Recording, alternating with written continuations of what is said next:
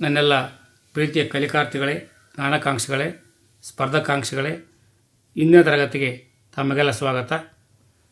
ನನ್ನದು ನಿಮ್ಮೊಂದಿಗೆ ಹಂಚಿಕೊಳ್ಳಿರುವ ವಿಷಯವಸ್ತು ರಾಜ್ಯಶಾಸ್ತ್ರ. ಸಂಚಿಕೆ 6. ಭ್ರಷ್ಟಾಚಾರದ ಒಂದು ವ್ಯಾಖ್ಯಾನ ಬರೆಯಿರಿ. ಖಾಸಗಿ ಉದ್ದೇಶಗಳಿಗಾಗಿ ಸಾರ್ವಜನಿಕ ಕರ್ತವ್ಯಗಳ ಔಪಚಾರಿಕ ಮಾರ್ಗಗಳನ್ನು ಬದಲಿಸುವುದೇ ಭ್ರಷ್ಟಾಚಾರ. ಭ್ರಷ್ಟಾಚಾರ ಎಂದರೇನು? ವೈಯಕ್ತಿಕ ಲಾಭಕ್ಕಾಗಿ ಅಧಿಕಾರವನ್ನು ದುರುಪಯೋಗಪಡಿಸಿಕೊಳ್ಳುವುದೇ ಭ್ರಷ್ಟಾಚಾರ. ಖಾಸಗಿ ಉದ್ದೇಶಗಳಿಗಾಗಿ ಸಾರ್ವಜನಿಕ ಕರ್ತವ್ಯಗಳ ಔಪಚಾರಿಕ ಮಾರ್ಗವನ್ನು ಬದಲಿಸುವುದೇ ಭ್ರಷ್ಟಾಚಾರ. ಭಾರತದಲ್ಲಿ ಭ್ರಷ್ಟಾಚಾರ ತಡೆಯಲು ಇರುವ 2 ಸಂಸ್ಥೆಗಳು ಯಾವುವು ತಿಳಿಸಿ. CBI central bureau of investigation, CVC central vigilance commission. ಭಾರತದಲ್ಲಿ ಭ್ರಷ್ಟಾಚಾರ ನಿರ್ಮೂಲನೆ ಮಾಡಲು ಇರುವ 2 ಅಡಚಣೆಗಳು ಯಾವುವು? ಶಕ್ತಿ ರಾಜಕಾರಣ, ರಾಜಕೀಯ ಅಪರಾಧೀಕರಣ. ನೈತಿಕತೆಯ ಕೊರತೆಯು ಭ್ರಷ್ಟಾಚಾರಕ್ಕೆ ಹೇಗೆ ಅವಕಾಶ ಮಾಡಿಕೊಡುತ್ತದೆ? ವ್ಯಕ್ತಿಯಲ್ಲಿ ನೈತಿಕ ಮೌಲ್ಯಗಳ ಕೊರತೆ ಉಂಟಾದಾಗ ತಾನು ಮಾಡುತ್ತಿರುವುದು ಯಾವುದು ಸರಿ, ಯಾವುದು ತಪ್ಪು ಎಂದು ನಿರ್ಧರಿಸುವುದು ಕಷ್ಟಸಾಧ್ಯವಾಗುತ್ತದೆ. ಇಂತಹವರಲ್ಲಿ ದೇಶದ ಬಗ್ಗೆಯಾಗಲಿ ವ್ಯವಸ್ಥೆಯ ಬಗ್ಗೆಯಾಗಲಿ ಕಾಳಜಿ ಇರುವುದಿಲ್ಲ. ಸ್ವಾರ್ಥತೆಯ ಆಲೋಚನೆ ಹೆಚ್ಚಿರುತ್ತದೆ. ಆದ್ದರಿಂದ ನೈತಿಕತೆಯ ಕೊರತೆ ಭ್ರಷ್ಟಾಚಾರಕ್ಕೆ ಕಾರಣವಾಗುತ್ತದೆ. ಲೋಕಪಾಲ ಎಂದರೇನು? ತಪ್ಪಿತಸ್ಥ ಕೇಂದ್ರ ಸರ್ಕಾರಿ ನೌಕರರ ವಿಚಾರಣೆ ನಡೆಸಿ ಆ ಮೂಲಕ ಭ್ರಷ್ಟಾಚಾರವನ್ನು ನಿಷೇಧಿಸಲು ಅಸ್ತಿತ್ವಕ್ಕೆ ಬಂದಿರುವ ಸಂಸ್ಥೆಯೇ ಲೋಕಪಾಲ. ಲೋಕಾಯುಕ್ತ ಎಂದರೇನು? ತಪ್ಪಿತಸ್ಥ ರಾಜ್ಯ ಸರ್ಕಾರಿ ನೌಕರರ ವಿಚಾರಣೆ ನಡೆಸಿ ಆ ಮೂಲಕ ಭ್ರಷ್ಟಾಚಾರವನ್ನು ನಿಷೇಧಿಸಲು ಅಸ್ತಿತ್ವಕ್ಕೆ ಬಂದಿರುವ ಸಂಸ್ಥೆಯೇ ಲೋಕಾಯುಕ್ತ. ಜಗತ್ತಿನಲ್ಲಿ ಅಸ್ಮಿತೆಯ ಹೋರಾಟಕ್ಕೆ ಮುಖ್ಯ ಕಾರಣವೇನು? ರಾಜಕೀಯದಲ್ಲಿ ಹಲವಾರು ವರ್ಗಗಳು ರಾಜಕೀಯ, ಸಾಮಾಜಿಕ, ಆರ್ಥಿಕ, ಸಾಂಸ್ಕೃತಿಕ ಮುಂತಾದ ಕ್ಷೇತ್ರಗಳಲ್ಲಿ ಹಿಂದುಳಿದಿರುವುದು ಜಗತ್ತಿನಲ್ಲಿ ಅಸ್ಮಿತೆಗೆ ಪ್ರಮುಖ ಕಾರಣವಾಗಿದೆ. ಅಸ್ಮಿತೆಯ ರಾಜಕಾರಣದ ಅರ್ಥವನ್ನು ಬರೆಯಿರಿ.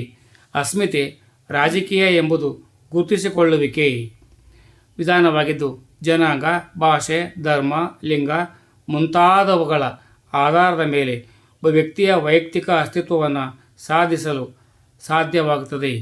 ಸಮ್ಮಿಶ್ರ ಸರ್ಕಾರ ಎಂದರೇನು? ಉದಾಹರಣೆ ಕೊಡಿ. ಸಾರ್ವತ್ರಿಕ ಚುನಾವಣೆಯಲ್ಲಿ ಯಾವುದೇ ಒಂದು ಪಕ್ಷ ಸರ್ಕಾರ ರಚಿಸಲು ಬೇಕಾಗುವಷ್ಟು ಸಹ ಬಹುಮತ ಪಡೆದೇ ಇದ್ದಾಗ 2 ಅಥವಾ 2ಕ್ಕಿಂತ ಹೆಚ್ಚು ಪಕ್ಷಗಳ ಬೆಂಬಲದಿಂದ ಸರ್ಕಾರವನ್ನು ರಚಿಸುತ್ತವೆ. ಇದನ್ನು ಸಮ್ಮಿಶ್ರ ಸರ್ಕಾರ ಎನ್ನುವ. ಉದಾಹರಣೆಗೆ 2004ರ UPA ಮತ್ತು 2014ರ NDA ಸರ್ಕಾರಗಳು, 2026ರ ತಮಿಳುನಾಡಿನ ಪ್ರಸ್ತುತ C. ಜೋಸೆಫ್ ಸರ್ಕಾರ. ಸಮ್ಮಿಶ್ರ ಸರ್ಕಾರವನ್ನು ಹೊಂದಿರುವ 2 ರಾಷ್ಟ್ರಗಳ ಉದಾಹರಣೆ ಕೊಡಿ.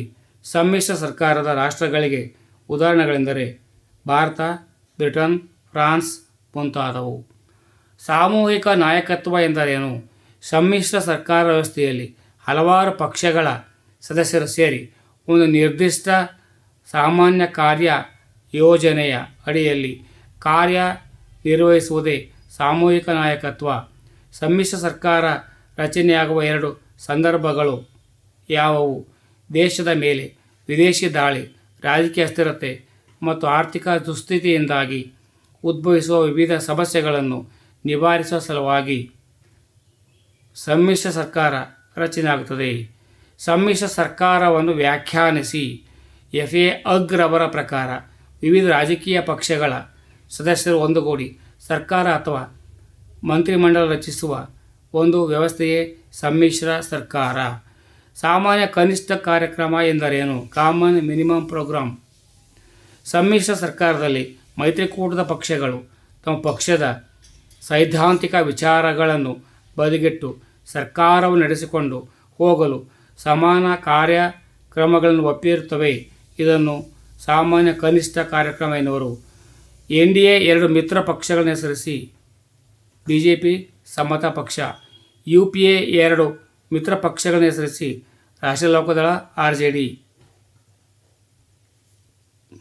ರಾಜ್ಯ ಪ್ರೇರಿತ ಭಯೋತ್ಪಾದನೆ ಎಂದರೇನು? ರಾಜ್ಯಗಳ ಭಯೋತ್ಪಾದಕ ಸಂಘಟನೆಗಳಿಗೆ ತರಬೇತಿ ಕೇಂದ್ರಗಳಿಗೆ ಆಶ್ರಯ ನೀಡಿ ಆತಂಕವಾದಿಗಳನ್ನು ಸಮರ ಸೇನಾನಿಗಳನ್ನು ಬೆಂಬಲಿಸುವುದನ್ನು ರಾಜ್ಯ ಪ್ರೇರಿತ ಭಯೋತ್ಪಾದನೆ ಎನ್ನುವರು. ಸಾಮಾನ್ಯ ಪರಿಸ್ಥಿತಿಯಲ್ಲಿ ಕೇಂದ್ರ ಸರ್ಕಾರ ಯಾವ ವಿಷಯದಲ್ಲಿ ರಾಜ್ಯ ಸರ್ಕಾರಗಳಿಗೆ ಸಲಹೆ ನೀಡಬಹುದು? ಸಾಮಾನ್ಯ ಪರಿಸ್ಥಿತಿಯಲ್ಲಿ ಕೇಂದ್ರ ಸರ್ಕಾರ ಯಾವುದೇ ವಿಷಯದಲ್ಲಿ ರಾಜ್ಯ ಸರ್ಕಾರಗಳಿಗೆ ಸಲಹೆ ನೀಡಬಹುದು. ಕೇಂದ್ರ ಪಟ್ಟಿ ಎಂದರೇನು? ಒಂದು ಉದಾಹರಣೆ ಕೊಡಿ. ಕೇಂದ್ರ ಶಾಸಕಾಂಗ ಮಾತ್ರ ಶಾಸನ ರಚಿಸಲು ಇರುವ ವಿಷಯಗಳ ಪಟ್ಟಿಯನ್ನು ಕೇಂದ್ರ ಪಟ್ಟಿ ಎನ್ನುವರು. ಉದಾಹರಣೆಗೆ ರಕ್ಷಣೆ. ಸಮವರ್ತಿ ಪಟ್ಟಿಯಲ್ಲಿನ ಯಾವುದಾದರೂ 2 ವಿಷಯಗಳನ್ನು ತಿಳಿಸಿ. ವಿವಾಹ, ವಿಚ್ಛೇದನ, ಶಿಕ್ಷಣ ಮುಂತಾದವು. ಭ್ರಷ್ಟಾಚಾರ ಎಂದರೇನು? ಸಾರ್ವಜನಿಕ ಅಧಿಕಾರವನ್ನು ವೈಯಕ್ತಿಕ ಲಾಭಕ್ಕೋಸ್ಕರ ದುರ್ಬಳಕೆ ಮಾಡುವುದನ್ನು ಭ್ರಷ್ಟಾಚಾರ ಎನ್ನುತ್ತೇವೆ. ಭಾರತದ ಭ್ರಷ್ಟಾಚಾರ ನಿರ್ಮೂಲನೆ ಮಾಡಲು ಇರುವ 2 ಅಡಚಣೆಗಳಾವವು? ಪಾರದರ್ಶಕ ಆಡಳಿತದ ಕೊರತೆ ಮತ್ತು ನಿಷ್ಪಕ್ಷಪಾತ ರಾಜಕೀಯ ವ್ಯಕ್ತಿಗಳ ಕೊರತೆ ಪ್ರಮುಖ ಅಡಚಣೆಗಳಾಗಿವೆ. ಭ್ರಷ್ಟಾಚಾರ ನಿರ್ಮೂಲನೆ ಮಾಡಲು ಪಡೆದ ಒಂದು ಆಂದೋಲನ ಹೆಸರಿಸಿ. ಅಣ್ಣಾ ಹಜಾರೆ ನೇತೃತ್ವದಲ್ಲಿ ನಡೆದ ಭ್ರಷ್ಟಾಚಾರ ವಿರುದ್ಧ ಭಾರತ ಆಂದೋಲನ ನಡೆಯಿತು. ಧನ್ಯವಾದಗಳು. ಒಂದು ಕಡೆ ಸೇವ್ ಮಾಡಿ ಇಟ್ಕೊಳ್ಳಿ, ಪಿ ಬಂದೇ ಬರುತ್ತೆ. ಪರೀಕ್ಷೆಗೆ ಬರೆಯುವ ಸಂದರ್ಭ ಬಂದಾಗ ನೆನಪಿಗೆ ಬಂದರೆ ನನ್ನ ಶ್ರಮ ಸಾರ್ಥಕ ಅಂದ್ಕೊಳ್ತೇನೆ. ಜೈ ಹಿಂದ್, ಜೈ ಭಾರತ್ ಮಾತೆ, ಜೈ ಕರ್ನಾಟಕ. ಸರ್ವೇ ಜನೋ ಸುಖಿನೋ ಭವಂತು.